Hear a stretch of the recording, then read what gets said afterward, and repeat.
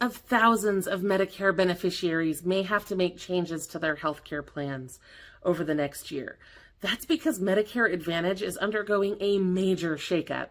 Insurers are exiting states, plans are being cut, and many seniors are being left wondering what to do.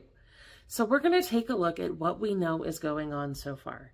Now, I know this news can be unsettling, especially when it comes to something as important and sensitive as your healthcare. That's why we've done our best to understand what's going on and what you need to do to protect your coverage. So in this video, we're going to break down all of the latest changes in the Medicare landscape and offer some practical advice on what steps you can take to make sure that you are able to maintain the coverage that you need. So over the last several months, we've seen several of the largest Medicare Advantage insurers in America announce that they are going to cut back their offerings next year. Humana alone has estimated that a few 100,000 members may be lost as they pare back their Medicare Advantage plans. They've identified several plans that just aren't turning a profit the way they want, and they can't figure out how to make the money they're after, so they've decided to just scrap them altogether. CVS Health has said that they plan to make changes that could drive away 10% of their Medicare members. They're America's third largest Medicare insurer, guys. So they're talking about pushing out 420,000 people who use their Medicare Advantage plans.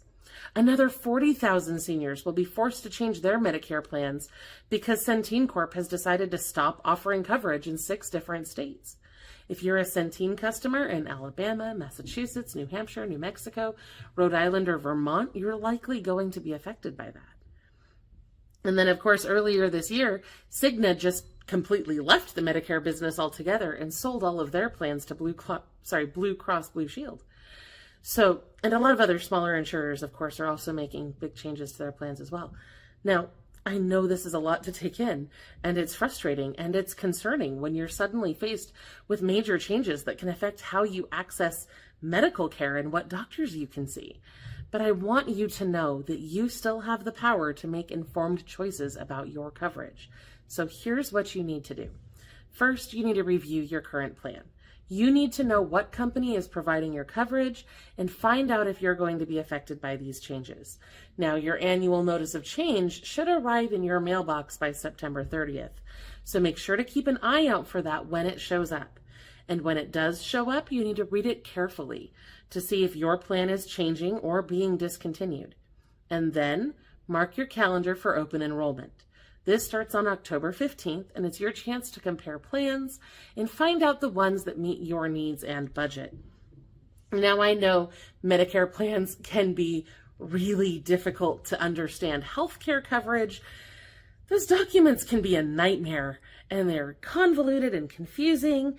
And if you're in a situation where your medical needs are such that you need good coverage, it often means that it's harder than usual to understand those things. So if you want help deciding, please call your state's SHIP. That's SHIP, the State Health Insurance Assistance Program is what that's called. And this organization provides free, unbiased counseling to help you understand what your options are so that you can choose the best Medicare plan for you. You can reach them at shiphelp.org or by calling 877-839-2675. And no, they are not a sponsor of this channel. I just want to make sure that you're calling and speaking to someone who does not have a financial interest in influencing your decision. I've been running low-income relief for over 10 years now, and I cannot tell you how many times I've talked to seniors who thought they were consulting with someone they could trust to help them choose the best plan, and it turned out they were talking to an insurance salesperson who was going to make a commission off that sale. And I'm not saying that that's a bad thing. People have to make a living. I get it. But oftentimes when you talk to someone who has a financial interest in the outcome of your decision, you're not going to receive the guidance you need to make the best possible decision for you, because they are at the very least going to be tempted to give you the guidance to make the best decision for them. That's why I love those SHIP offices, because they're not financially involved. They know what plans are out there. They can help you walk through how it's going to affect you. They understand the Medicare plans, but they're not going to try to steer you in any particular way out of a financial interest. So I just want to make that very, very clear, because that's something I see happen over and over again, year after year.